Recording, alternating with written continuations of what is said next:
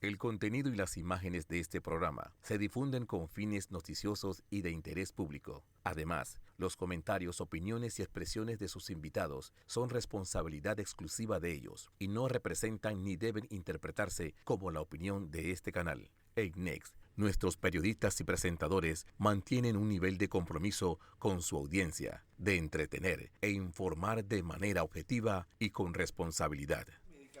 Muy buenas noches, televidentes.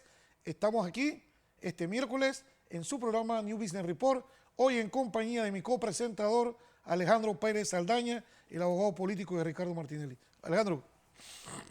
Muy buenas noches a todos los televidentes asiduos de este programa New Business Report, y los saludamos muy cariñosamente porque siempre nos paran en todos lados. En todos lados nos paran y dicen: yo escucho el programa, yo lo escucho a usted, yo escucho a Roniel Ortiz con su análisis sesudo de los temas legales de Ricardo Martinelli.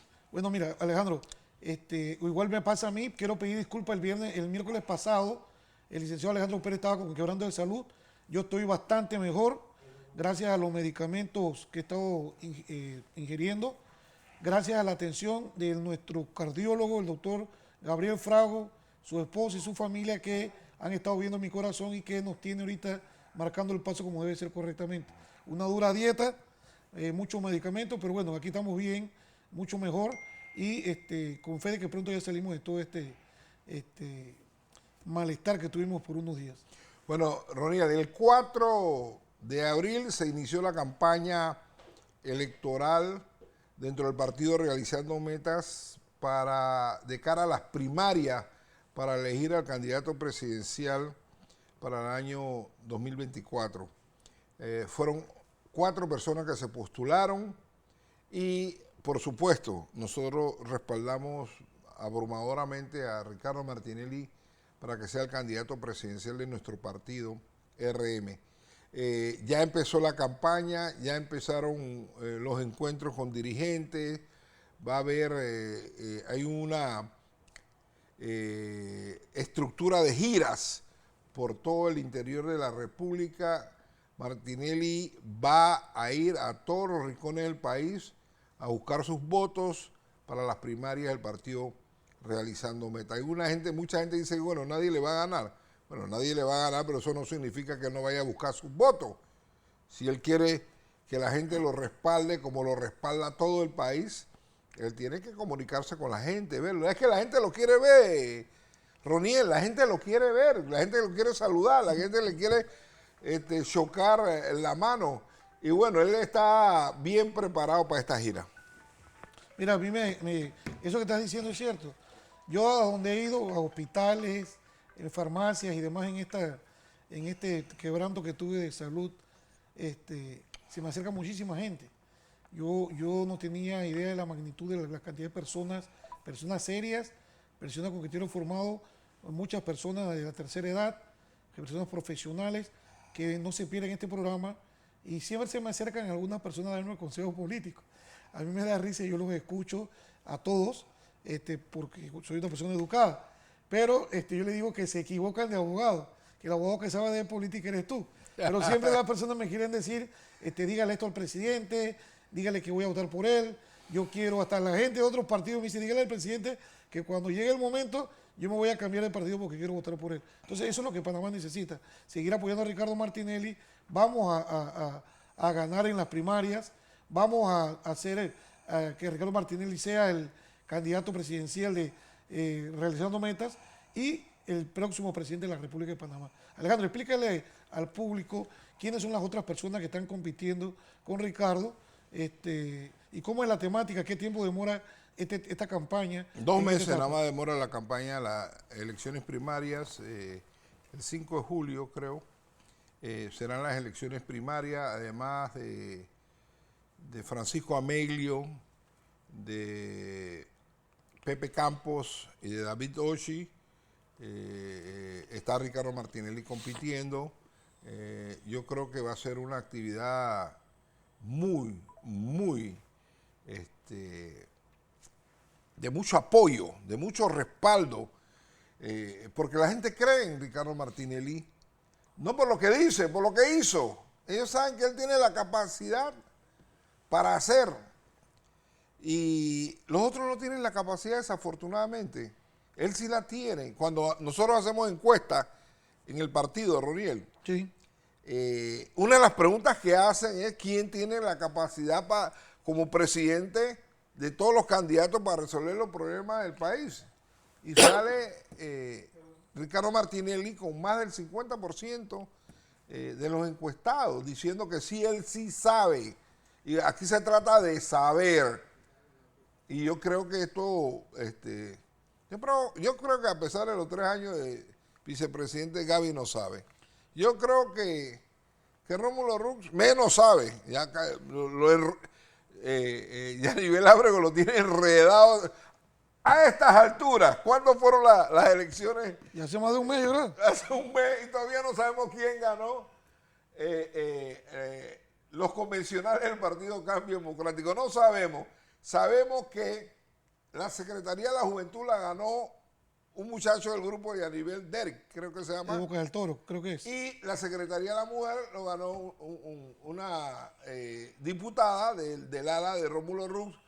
Pero la Secretaría de la Mujer está impugnada, así que no vamos a saber por meses quién ganó esas elecciones. Y esa es la incapacidad de Rómulo Rux para poder ni siquiera desarrollar un proceso electoral interno organizado, serio, y no como lo que vimos nosotros, que alteraron acta a diestra y siniestra. Entonces al final, yo no sé quién ganó, yo sé quién perdió.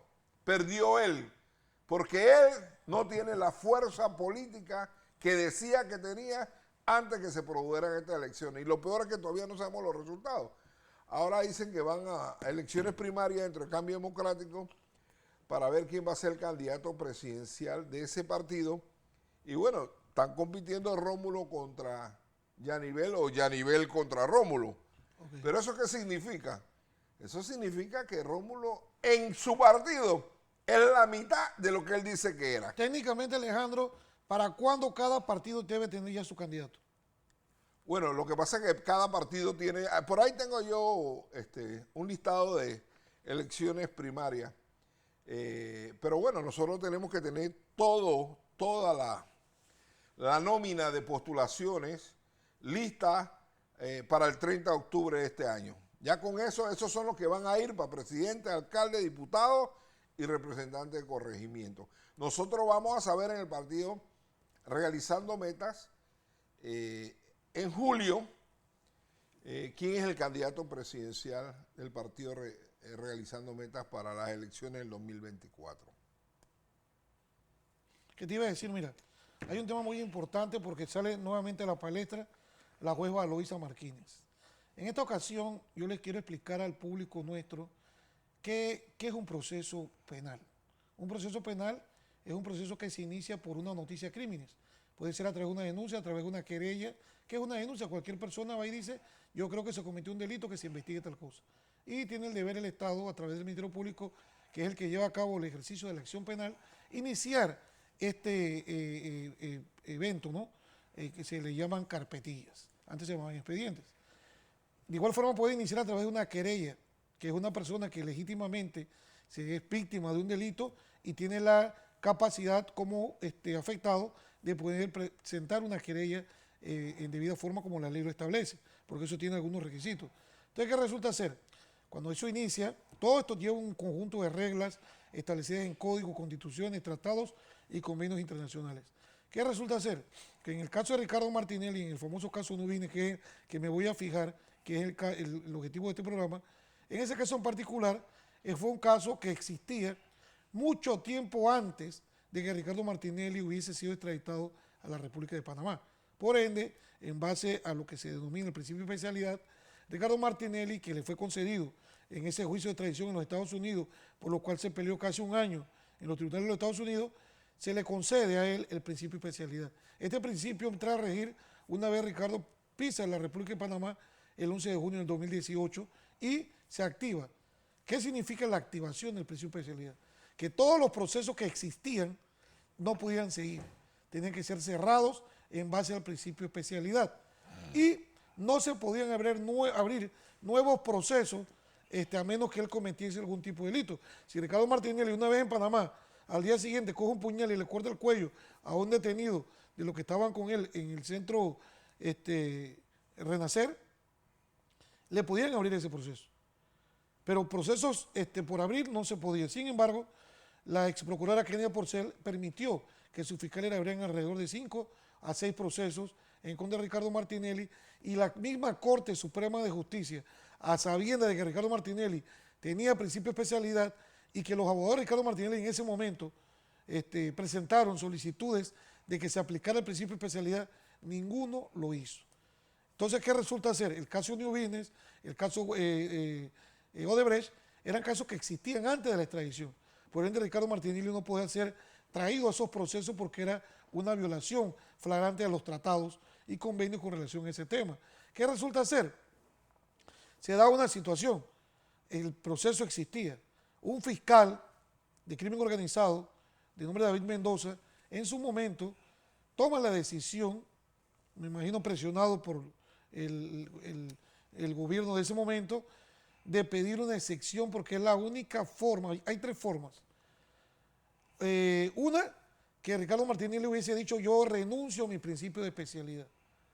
El otro, que él haya retornado al país donde fue extraditado. O sea, que él hubiese cogido un avión, un barco, o se hubiese ido caminando con los migrantes que viajan hacia allá y que cruzó la frontera y entró a los Estados Unidos. Ahí desaparecía el principio de especialidad. ¿Qué hizo 2 fiscales en ese momento? Ese fiscal se cubrió y se amarró a la ley de forma parcial, porque él agarró y pidió una excepción. ¿Qué era una excepción? Le pidió una autorización a la Cancillería para que se la transmitiera a la Embajada de los Estados Unidos, y la Embajada de los Estados Unidos se la transmitiera al Departamento de Estado y a su vez al Departamento de Justicia, porque todo tenía que retornar al juez que concedió esa extradición y que le dio el principio de especialidad. Sin embargo, el fiscal pide la excepción, manda la documentación en inglés y español como lo exigen los Estados Unidos, y esa documentación solamente llega hasta la Embajada de los Estados Unidos, donde fue rebotada pidiendo una corrección en cierta documentación. ¿Qué resulta ser? Que en el ínterin de que esa documentación regrese a la Fiscalía a través de los conductos diplomáticos y del Ministerio Público, Procuraduría, Fiscalía de Asuntos Internacionales, esa excepción o solicitud de excepción, cuando llega a ese mismo despacho, ya el fiscal no era David Mendoza, era el fiscal Emeldo Márquez. O sea que el fiscal Emeldo Márquez, que es el fiscal que ayudó a acusar a Ricardo Martinelli el 27 y 28 de enero del año 2022, y que es el que está en este caso, tenía pleno conocimiento de que en su expediente existía una solicitud de excepción al principio de especialidad incompleta, y él tenía que seguir el trámite, él tenía que arreglar lo que los norteamericanos le dijeron y tenía que enviarla nuevamente. Pero ¿qué pasa? Yo supongo que en su medida de inteligencia el licenciado Emeldo Márquez verificó la ley y se dio cuenta que los fiscales no podían pedir una excepción. La excepción, como lo estableció en una documentación la Cancillería, solamente la podía pedir un ente jurisdiccional. ¿Qué es un ente jurisdiccional? Cuando se dio el caso de Ana Matilde Gómez versus un fiscal al cual ella le pinchó el teléfono, Ana Matilde Gómez, siendo Procuradora General de la Nación, aducía que ella pinchó el teléfono del señor fiscal y lo acusó de unos delitos porque ella consideraba que ella era una autoridad jurisdiccional. Pues eso no fue así, toda vez de que los tribunales, y creo que la misma Corte, fallaron diciendo que los únicos que son autoridad jurisdiccional son los jueces magistrados de la República de Panamá, más nadie. Ningún fiscal es autoridad jurisdiccional, por ende, ellos no podían pedir eso, y por eso él no continuó esa solicitud. Y ustedes nos han escuchado en cantidad de programas hablar del tema en particular, pero que es un tema que si yo como abogado permito que ese tema se pisotee, entonces Panamá es un charlatán jurídico a nivel internacional en base a lo que Panamá ha firmado, comprometiéndose como Estado a respetar la ley. Porque lo único que los abogados de Ricardo Martinelli hemos pedido es el respeto a la ley. Y la jueza Valoisa ha armado una campaña donde, a pesar de que nosotros, antes de que tomaran alguna decisión, tanto en el caso de Brecht como en el caso New Business, advertimos a través de una documentación bastante gruesa, le advertimos a los dos fiscales que había una posible violación al principio de especialidad y le estamos advirtiendo que no se hiciera eso porque eso violaba la ley. Es más, el otro montón de casos que tenían abiertos, nosotros pedimos audiencias de control de garantía en jueces de garantía, en el sistema penal acusatorio, y todos los jueces fueron contestes en decir que el señor Ricardo Martinelli mantenía el principio de especialidad, que si los fiscales hacían actos de investigación, violaban el principio. Incluso una de esas fiscales, en uno de esos casos que yo interpuse porque consideraba que una acción de una fiscalía de pedir un movimiento migratorio era un acto de investigación, lo fuimos a debatir al tribunal. En el tribunal le dieron la razón a la fiscal porque ella dijo y sustentó de que ella había pedido esa información porque ella iba a pedir una excepción, y así está en audio y video. Y la juez mordió el anzuelo y dijo que yo no tenía la razón y que la fiscal tenía razón, que ese era un acto para poder llevar a cabo una petición de excepción al principio de especialidad. Entonces quedó así. ¿Pero qué sucedió? Como la fiscal no fue a plantear ese tema, ellos estaban tratando de defender una carta de un funcionario de la Embajada de los Estados Unidos que se llama Heinemann.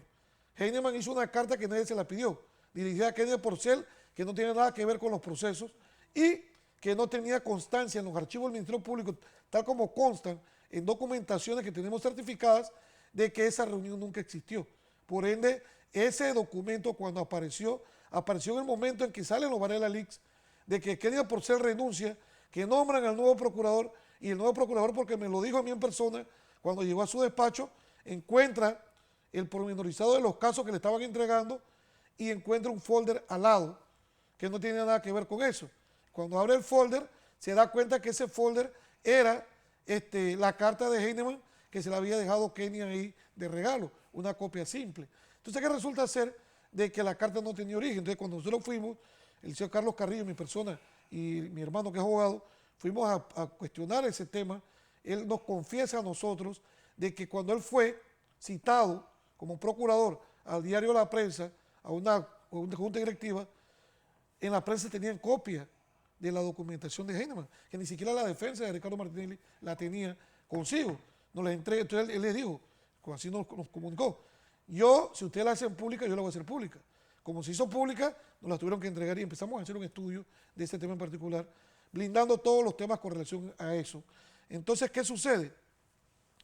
La señora Valoisa ha sido enfática en decir que ella le quitó el principio de especialidad a Ricardo Martinelli en diferentes documentos, pero cuando vamos a la Cancillería y preguntamos a la canciller, ya van dos cancilleres, le preguntamos si han sido comunicados de ese tema, ellos manifiestan que nunca ha llegado un documento que diga y le dicen, pregúntele a la jueza cuándo, dónde y cómo lo hizo, o cómo le comunicó a los Estados Unidos que ella le quitó el principio de especialidad de forma unitaria, pasando por encima de lo que tiene que ser un procedimiento a través de un juez de los Estados Unidos, que en este caso el magistrado Torres, que fue el juez de la Florida, que en ese caso manejó esa extradición. Entonces, ya hay exabrupto jurídico, que es lo que hemos venido planteándole a esta jueza en diferentes audiencias, en diferentes escritos, pero ella hace caso omiso al tema. Y toco este tema en particular porque cuando se da una audiencia y se hace un auto de llamamiento a juicio, que es la apertura al juicio, eso va a una etapa. Viene una etapa que son 5 días para presentación de pruebas. En ese periodo de 5 días de presentación de pruebas, cada abogado de cada persona que fue llamada, en ese caso, a juicio, tiene la oportunidad de presentar las pruebas que él va a utilizar para la defensa de su representado. ¿Qué sucede? Esas pruebas son evaluadas unilateralmente por la juez, el fiscal dice si se opone o no se opone, y la jueza toma la decisión de qué es lo que ella considera que puede o no utilizar el abogado en defensa de su cliente. Estamos en un proceso ilegal, un proceso donde se violó el principio de especialidad, un proceso donde se violó el fuero, un proceso donde se violó el tratado constitutivo del Parlacén. Y todavía ahora la señora Aloísa se da el lujo de decir, estas pruebas yo no las voy a aprobar para que Ricardo Martinelli no se defienda. Tiene un apuro en complacer a alguien cuando lo que la jueza ha sido constante, galopante, infractora de las normas que establecen los tratados con relación al tema en particular. Entonces, esto trae como colación, ¿por qué? Se lo digo, porque en el sistema penal acusatorio, que es la nueva sistema de justicia, que fue mejorando la justicia, que ese mejoramiento de justicia fue dañada con el caso pinchazo de Ricardo Martinelli, toda vez de que Ricardo Martinelli es el único no imputado desde el año 2008, que se creó la ley 63 del 2008, el sistema penal acusatorio, que ha sido llevado a un proceso. No solamente eso, fue llevado a proceso por 4 delitos, 2 de los cuales ni siquiera se le podían imputar porque los hechos databan de cuando él era presidente de la República. Pero peor aún, cuando se fue a la audiencia, es la única persona en la historia de la República de Panamá juzgada 2 veces por la misma causa, en el mismo proceso, por los mismos hechos y por los mismos elementos, con la diferencia de que el primer fallo, cuando se presentaron las apelaciones, eso tiene un nombre, tiene un nombre que ahorita mismo se me escapa de la mente, pero nosotros fuimos a la casación con causales de nulidad. ¿Y qué sucede? Que el tribunal toma en consideración que anula el juicio, pero al anular el juicio anula 2 de los 4 delitos. Para que se pudiera dar la extradición, el fiscal de ese momento, Harry Díaz, astutamente, después de 5 documentaciones que le hizo a los norteamericanos, porque los gringos decían, con los delitos de interceptación de comunicación y vigilancia sin autorización judicial, no lo podemos entregar. Entonces inventan 2 delitos de peculado. Esos 2 delitos de peculado eran uno por malversación y otro por peculado de uso, supuestamente. Entonces, ¿qué resulta ser? El Tribunal Superior de Apelaciones eliminó los dos delitos de peculado y se lleva a Ricardo a un segundo juicio por 2 delitos por los cuales ni siquiera podía ser juzgado. Pero aquí todo el mundo aplaudió esa violación a la ley y es lo que estamos ahora nosotros preparando. Ya preparamos las apelaciones, pero hacemos un llamado a los magistrados de los tribunales superiores que no se permita más este tipo de violaciones por una juez. Yo he estado en audiencia del sistema penal acusatorio donde los jueces de garantía han sido enfáticos en decirle al Ministerio Público: yo sé que usted no instruyó este proceso, pero no por eso puedo obviar decirle que usted ha violado la ley. Eso no lo voy a permitir en un proceso como este. Y eso es lo que debe prevalecer en el caso de Ricardo Martinelli, no lo que quiera o lo que se ha comprometido la presidenta de la Corte Suprema de Justicia con esta jueza que se ha prestado para hacer cualquier tipo de locuras en este proceso. Ha hecho fracturas, se ha llevado a cabo diligencias violando el fuero, violó el fuero. Las presiones políticas fueron tanto de que hicieron que el Tribunal Electoral, a través de una inconstitucionalidad que demoran años, siglos en resolverse, la resolvieron en tiempo récord con escritos del Ministerio Público hechos con anticipación. Entonces aquí sí hay una agenda política y yo una vez en este programa di una opinión que me costó. Y me costó porque se fueron a quejar con el presidente Martinelli, con el candidato nuestro, y le dijeron: Ronnie, él se metió con Gaby. Y fue que en aquel momento 2 personas, políticos de ese partido, me dijeron a mí en unas reuniones que Gaby había dicho que él se iba a encargar que Ricardo Martinelli no corriera. Y hoy día, cuando vi ayer una promulgación de su candidatura, se concretizó lo que yo dije. Y que en determinado momento se me criticó porque me estaba metiendo con el vicepresidente de la República. Pero fue una cosa que yo dije aquí porque 2 personas me lo dijeron. Y resulta ser que hoy, en el 2023, lo que yo dije en aquel tiempo era verdad, no era mentira. Entonces, ¿cómo se defiende Ricardo Martinelli en un proceso donde la jueza no quiere que utilice las pruebas que le favorecen? Donde no quiere que utilice las pruebas que le convienen, donde no quiere que se respete los derechos, garantías fundamentales que él tiene derecho a que se le respeten. Eso es lo que nosotros estamos y por lo cuales siempre inquirimos. No es que a nosotros nos guste estar criticando jueces o fiscales. Simple y sencillamente un fiscal y un juez se tiene que ceñir única y exclusivamente lo que dice la Constitución y la ley. No estar complaciendo absolutamente a nadie por peticiones políticas que no llevan a ningún lado. Alejandro, te paso la palabra para que opines al respecto. Creo que nos queda ya poco tiempo. La historia de Valoisa Martínez, con todas las violaciones que ha hecho recientemente, Valoisa Martínez. Recientemente ella cometió varias violaciones al Código Electoral. Y esas violaciones que ella cometió son delitos penales electorales. y ella va a tener que responder por esos delitos, porque tú no puedes fijar la audiencia de un candidato presidencial en las elecciones primarias de su partido, fijarla en el mismo momento en que está haciendo proselitismo. No puede. ¿Por qué? Porque lo pones en situación de desigualdad electoral. Porque mientras los otros candidatos están haciendo campaña, Martinelli tiene que meterse en un salón del órgano judicial allá en el edificio de Gil Ponce, donde queda la corte, por 2, 3 semanas, 4 semanas, quién sabe cuántas semanas, tiene que meterse allá. Mientras que los otros están haciendo campaña. Eso se llama desigualdad electoral. Y está propiciando con sus audiencias chimba, porque esos dos casos son casos chimbo. Porque New Business fue creado en la mente de Juan Carlos Varela y el testaferro de él fue el diputado Jorge Iván Sánchez de Penonomé, quien trajo a colación una mentira que la procuradora Kenia Porcel convirtió en un proceso judicial chimbo. Chimbo. Martinelli compró sus acciones con la plata de su bolsillo. Y el otro caso, Odebrecht, son unas donaciones que se hicieron, lo hizo Odebrecht en el año 2009. No es delito recibir donaciones políticas. No es delito recibir de Odebrecht en el 2009, porque nadie sabía lo que iba a pasar en el 2016 cuando reventó el tema del Lavallato.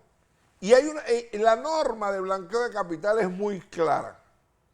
La norma dice que la persona tiene que prevenir razonablemente que el dinero tiene un origen ilícito, y eso no ha sido probado siquiera en el expediente. Sencillamente, Martinelli era candidato presidencial en el 2009 y él recibió una donación política, que es un derecho, es parte de la dinámica de elegir y ser elegido, es parte de la dinámica del sufragio y la independencia y libertad de este sufragio, de ser candidato, de correr, de ganar primaria, después postularse a las elecciones en mayo del 2024. Pero todos estos dos procesos chimbos que lo inventaron porque no pudieron joder a Martinelli con el tema de pinchazos, lo llevaron a 2 juicios, ganó los 2 juicios,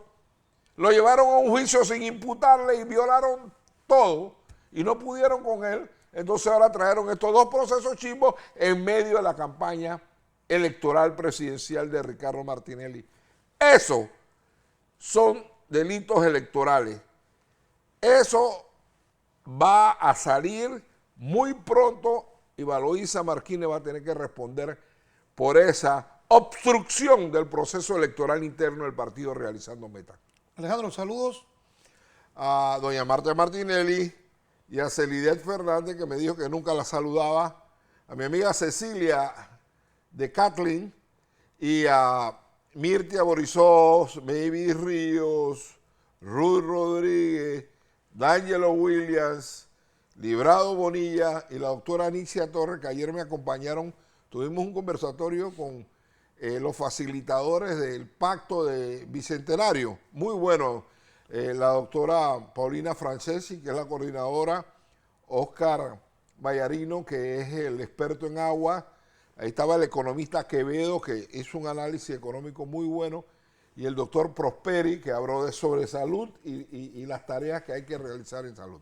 Bueno, yo por mi parte saludo a mi ahijado José Manuel, a Chile Castañeda, a Juan Castañeda y su esposa, a Jessica Canto, Kimi, JJ, a Benigno, que ya lo vi con mejoría, el licenciado Benigno, al doctor Frau y su familia, a Lulu Martinelli hasta Miami, a Ofelina Valladares, a mi hijo Roniel Ortiz, a mi hija Chantal, que está por allá en un entrenamiento en Costa Rica, orgullosamente representando a este país, y al Chino Burgo, a la señora Ana hasta los Andes, a la profesora Walquiria, a mi madre que no se pierde el programa, a los papás del doctor del Chino, el Chino Chen, que son mis seguidores, al papá de Jessica, Adela Canto y a Pellín, que que también me mandan directrices ahí de lo que tengo que decir siempre. Bueno, a Alma Cortés, a James Acosta, nuestro candidato en Chiriquí, síganlo apoyando, a Niurka Palacio, Rodrigo Mejía, Iván Gante y al resto de los compañeros, a Carlos Carrillo Gomila, el maestro, un gran saludo y un abrazo. Y bueno, a Oliver Gómez, a Tuto Zavala, promotor de boxeo, amigo mío, que está aquí para el evento del día viernes, a Tutiquín, su hijo, a Tony González, el abogado de Don King, y a Oliver Gómez, Gilberto Mendoza, Julio Tain, a la mamá de Julio Tain, Alfredo Mendoza y a Octavio Rodríguez de la AMB. Saludos a todos. A Rose Laguna, esposa de Chemito y a Chemito, un saludo.